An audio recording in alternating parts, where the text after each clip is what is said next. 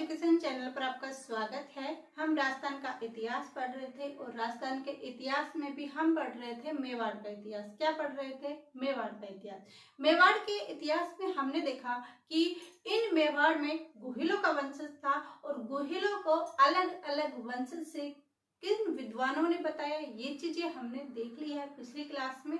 और हमने ये भी देख लिया है कि गोहिलों का संस्थापक आदि पुरुष मूल पुरुष गुहादित्य कहा जाता है, जिसने 566 ईस्वी में गोहिलों की स्थापना कर दी थी। हमने ये भी देखा कि गोहिलों का वास्तविक संस्थापक बप्पा रावल को कहा जाता है। बप्पा रावल का मूल नाम कालभोज था और इनके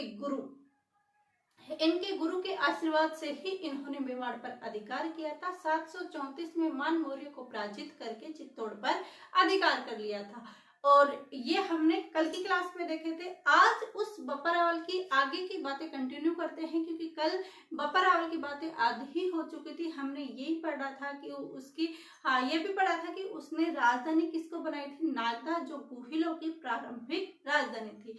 ये 4-5 चीजें हम बप्पा रावल के बारे में कल देख चुके हैं और आज उसके आगे हम पढ़ेंगे। तो हमारा शासक कौन सा होगा? बप्पा रावल। कौन सा शासक होगा? बप्पा रावल शासक होगा। हमने इसका मूल नाम कालभोज कर लिया है और कहा था कि 734 में मान मौर्य को पराजित करके चित्तौड़ पर अधिकार करता है, प्रारंभिक राजधानी नागदा बनाता है। और इसने क्या काम किया था? इसने किया था, गजनी के शासक था उसको सलीम को पराजित किया और वहां का प्रशासक किसको बनाया? अपने भांजे को बनाया। तो क्या लिखेंगे? गजनी के शासक किसको? गजनी के शासक सलीम को पराजित किया। गजनी का शासक कौन था? सलीम था। उसको पराजित किया, उसको हराया और वहां का प्रशासक, कहाँ का प्रशासक?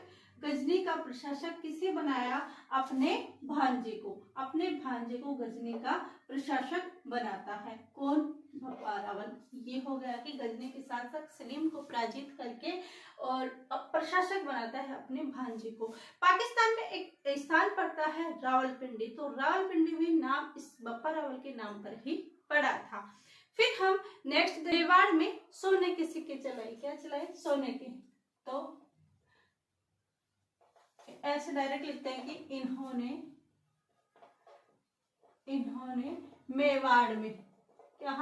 मेवाड़ में शुद्ध सोने के सिक्के चलाए। क्या चलाए? शुद्ध सोने के सिक्के चलाए। शुद्ध सोने के सिक्के चलाए। किसने चलाए? बप्पा रावल ने। अगर आ जाता है कि गोहिलों में सर्वप्रथम सोने के सिक्के किसने चलाए? तो बप्पा रावल ने आए। शुद्ध सोने के सिक्के चलाए। कितने से? 115 ग्रेन के थे। 115 ग्रेन के थे। ये लाइन एग्जाम से बहुत इंपोर्टेंट है, क्योंकि ये आ चुका है कि सर्वप्रथम मुद्रा प्रणाली कब चालू हुई थी, सर्वप्रथम सोने के सिक्के कब चला गए थे, तो किसके समय आ जाएगा? बप्पा रावल के समय। तो इन्होंने मेवाड़ में शुद्ध सोने के सिक्के चलाए, इसलिए इन्हें क्या कहते हैं? मेवाड़ में मुद्रा प्रणाली का जनक कहा जाता है। मेवाड़ में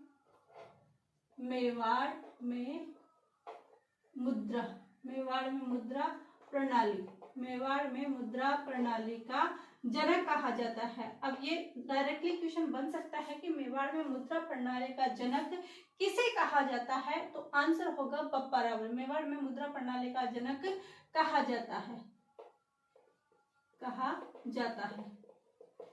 ये बातें हमने देख ली कि मुद्रा प्रणाली का जनक किसे कहा जाता है? बप्पा रावल को कहा जाता है। एक इतिहासकार हुए हैं सीवी वैद। इतिहासकार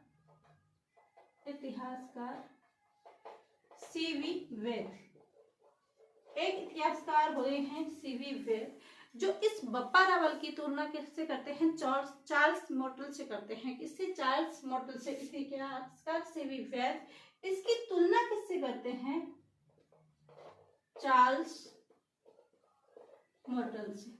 ये हर एक लाइन इस ओर से लिखी गई है कि ये आपके एग्जाम से बहुत ही इंपॉर्टेंट है, तो ध्यान रखना। मोटल तो इतिहासकार सीवी वैद्य ने इसकी तुलना किससे की थी? चार्ल्स मोटल से की ही थी। तो ये हमने बप्पा रावल की कुछ बातें हमने देख ली है कि गजनी की सलीम को हराया, सोने के सिक्के चलाए, मुद्रा प्रणाली का जनक कहा जाता है। इतिहासकार सीवी वैद्य ने इसकी तुलना किससे की थी? चार्ल्स मोटल से की थी। इसका मतलब बप्पा रावल कोई सामान्य शासक नहीं था, बल्कि एक महान राजा बना था। और बप्पा रावल की अगर हमसे पूछा जाए कि इसकी समाधि कहाँ पर स्थित है, तो इसने राजधानी कौन सी बनाई थी? नागदा। तो अपनी राजधानी में ही इसकी समाधि स्थल है। तो इसकी समाधि कहाँ आ जाएगी? इसकी समाधि कहाँ पर आ जाएगी? नागदा, उदयपुर। कहाँ आ जाएगी? नागदा, उदयपुर में इसकी समाधि आ जाएगी। ये कुछ कल बातें हमने देखी बप्पा रावल के, कुछ आज देखी। तो ये चीजें हमारे बप्पा रावल के बारे में कंप्लीट होती है, जो हमारे एग्जाम ऑफ इंट्रेंस से महत्वपूर्ण है। अब देखते हैं कि बप्पा रावल ने अगर इतना महत्वपूर्ण शासन किया है, सोने के सिक्के भी इसने चलाए हैं।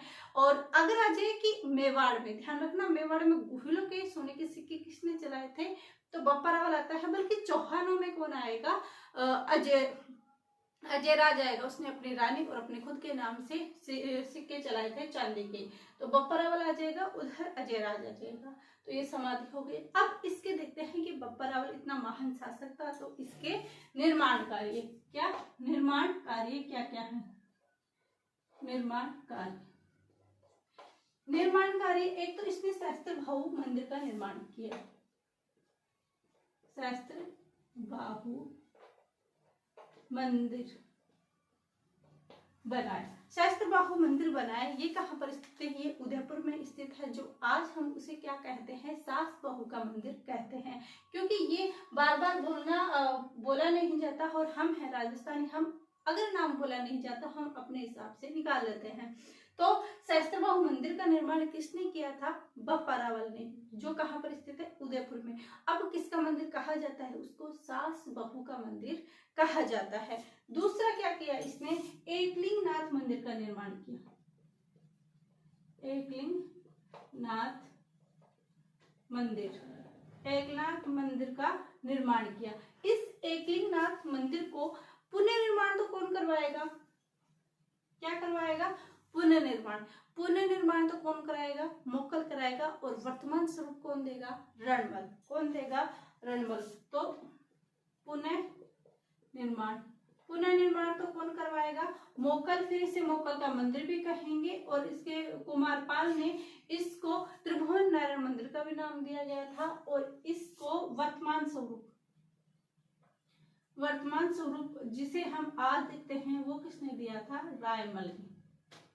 ये चीजें हम आगे पढ़ेंगे, लेकिन एक साथ ध्यान रखने से क्या है कि चीजें क्लियर होती है, अच्छे से याद होती है, कंफ्यूजन नहीं होती। क्योंकि पुनर्निर्माण को हम भूल जाते हैं, फिर बाद में कंफ्यूज होते हैं कि एकलिंगनाथ का मंदिर बप्पा रावल ने बनाया था या मोक्कल ने बनाया था। तो तीनों क्वेश्चन यहाँ से पुटअप होने वाले हैं। तो ये चीजें क्यों ना हम यहीं पर देख लें कि एकलिंगनाथ का मंदिर तो बप्पा रावल ने बनाया था, और जो हम आज स्वरूप देखते हैं वो रायमल ने बनाया था। और जब बप्पा रावल ने निर्माण किया था, उसके बाद उसका पुनर्निर्माण, उसकी मरम्मत किसने करवाई थी? मोक्कल ने। किसने? मोक्कल ने। तो ये हमारा बप्पा रावल ने इसके 2 निर्माण कार्य हैं। अब हम देखते हैं कि इसके बाद बोलते हैं कि इसका पुत्र भी राजा बना था, लेकिन उसकी जानकारी हमें नहीं मिलती। तो इसके बाद हमारा राजा आता है अल्लट। कौन आता है? अल्लट। और इसे अल्लट को कहा जाता है आलू रावल। क्या कहा जाता है? आलू रावल। इसमें से क्वेश्चन फिक्स 2 ही बनते हैं, 2 के अलावा कोई तीसरा क्वेश्चन आने की संभावना नहीं है। 2-3 क्वेश्चन इसमें से बनते हैं। तो इस आलू रावल ने क्या किया था कि ये बप्पा रावल महान शासक था, इसके ऊपर इतना वजन नहीं पड़ा, तो इसने क्या किया? अंतरराष्ट्रीय शादी कर ली। अंतरराष्ट्रीय में जाकर शादी कर ली, यानी दूसरे देशों से शादी कर ली। तो किससे शादी की? हूण राजकुमारी से। क्या? हूण राजकुमारी। मूल नाम आलू रावल था, और इसने हूण राजकुमारी हरिया देवी से क्या कर लिया? विवाह कर लिया। हरिया देवी से विवाह। अब इसने हूण राजकुमारी राजकुमारी हरिया देवी से विवाह किया, लेकिन आज तक तो किसी ने भी, हमारे राजाओं ने विदेश में शादी नहीं की थी। तो इसका क्या आ जाए कभी इसने पूर्ण राजकुमारी हरिया देवी से विवाह किया है। तो यह प्रथम अंतरराष्ट्रीय विवाह है, प्रथम अंतरराष्ट्रीय विवाह है, प्रथम अंतरराष्ट्रीय विवाह। अब क्वेश्चन ये बनता है कि प्रथम अंतरराष्ट्रीय विवाह किसने किया था, तो हमारा आंसर क्या आ जाएगा, अल्लट। अब ये विदेश से लेके आता है यहाँ पर, तो यहाँ के कामकाज विदेश एक लड़की हमारे राजस्थान में नहीं कर सकती, तो इसलिए इसने सर्वप्रथम नौकरशाही का प्रारंभ किया, क्योंकि हरिया देवी था उससे काम नहीं होता था तो नौकर लगाने पड़े। तो सर्वप्रथम नौकरशाही का प्रारंभ किसने भी किया, अल्लट ने। सर्वप्रथम नौकरशाही का प्रारंभ, सर्वप्रथम नौकरशाही का प्रारंभ, सर्वप्रथम नौकरशाही का प्रारंभ भी कौन करता है, अल्लट या आलू रावल। अब ये इसने विवाह भी कर लिया, अंतरराष्ट्रीय विवाह भी कर लिया, नौकरशाही का प्रारंभ भी कर दिया, लेकिन स्थानीय कुछ लोगों ने कहा कि सब कुछ आपने सबसे अलग किया है, तो बप्पा रावल वाले नागदा राजधानी आप क्यों बनाते हो, क्या बप्पा रावल वाले राजधानी आप क्यों बनाते हो। तो इसने क्या किया, अपनी राजधानी नागदा से चेंज करके, जो राजधानी बप्पा रावल ने बनाई थी नागदा प्रारंभिक राजधानी थी, इसको ऐसे अल्लट बोले, मैं हूँ अल्लट, ए मेरा नाम है, तो ऐसे ही मेरी राजधानी चालू होना चाहिए। तो वो राजधानी कौन सी थी, आहड़। ध्यान रखना, ऐसे अल्लट और ऐसे आहड़। इसने अपनी राजधानी किसे बनाई, आहड़ को। तो अल्लट में क्या बातें ध्यान रखनी है, आलू रावल इसका नाम था, पूर्ण राजकुमारी हरिया देवी से इसने विवाह किया था, इसलिए प्रथम अंतरराष्ट्रीय विवाह हुआ। हरिया देवी से काम नहीं होता था, इसलिए इसने नौकर लगाई, इसलिए कहा जाता है कि सर्वप्रथम नौकरशाही का प्रारंभ किसने किया था, अल्लट ने।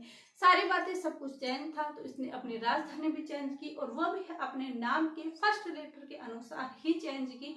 तो इसने अपनी राजधानी बनाई आहड़ को।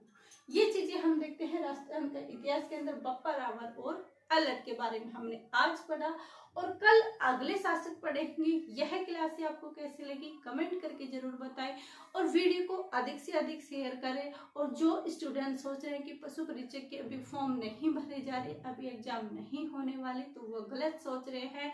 अब की बात जीके थोड़ा हार्ड भी हो गया है, उसकी वजह ये है कि जिले चेंज हो गए। जो हम 32-33 जिले याद करते थे, उसके बाद आज हम डायरेक्ट 50 जिले ध्यान रखेंगे, उनकी तहसीलें भी ध्यान रखेंगे। तो कहीं ना कहीं जीके भी हार्ड हो गया और कंपटीशन भी बढ़ गया है।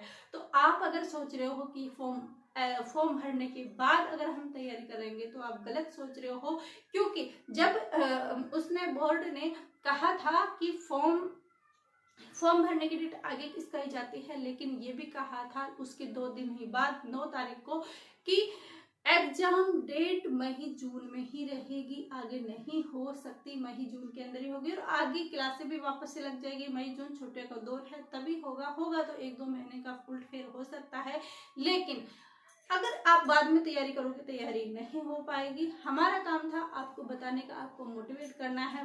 फर्क आप पे पड़ता है कि आप मानो या नहीं मानो। मानते हो तो अच्छी बात है, आपका फ्यूचर अच्छा बनेगा।